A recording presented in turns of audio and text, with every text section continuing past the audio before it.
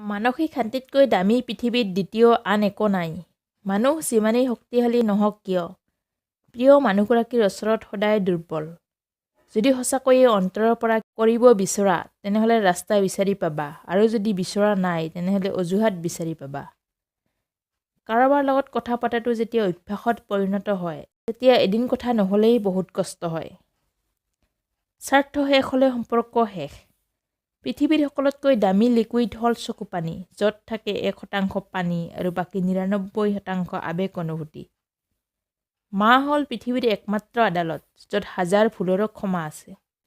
প্ৰেম কৰি বিয়া কৰোৱাৰ আগতে মানুহজন বা মানুহজনী সঠিক হয় নে নহয় ভাবি চাবা। ভাল পাওঁ বুলি সকলোৱে ক'ব পাৰে, কিন্তু সকলোৱে ভালে ৰাখিব নোৱাৰে। মিছা আশা দি কাৰোবাক অপেক্ষাত ৰখাতকৈ সঁচাটোকৈ দূৰত ৰখাই ভাল, কাৰণ অপেক্ষাৰ ক্ষণ কেতিয়াও শেষ নহয়। ধৰি ৰাখি লাভ নাই, এৰি দিবলৈ শিকা। মুক্ত কৰাৰ পিছতো যদি ঘূৰি আহে, তেতিয়াহ'লে যত্ন কৰি ৰাখা।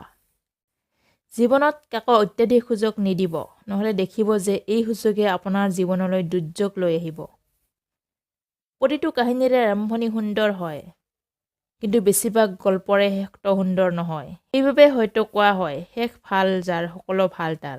আত্মসন্মান শৰীৰ নহয়, তথাপি আঘাত লাগে। মানুহ বতৰ নহয়, তথাপিও সলনি হয়। হাঁহি থাকা, দুনিয়াও তোমাৰ লগত থাকিব। অশ্ৰুক্ত চকুৱেও ঠাই নিদিয়ে। কিছুমান মানুহৰ কথাৰ আঘাতবোৰ ইমানেই বেছি যে নিবিচাৰিলেও চকু পানী বৈ আহে। চকুৱে নিজকে বিশ্বাস কৰে, কাণে আনক। বন্ধুসকল, যদি ভিডিঅ'টো ভাল লাগিছে তেনেহ'লে লাইক, কমেণ্ট কৰি জনাওক, আৰু এনেধৰণৰ ভিডিঅ'ৰ বাবে আমাৰ চেনেলটো ছাবস্ক্ৰাইব কৰিবলৈ নাপাহৰিব।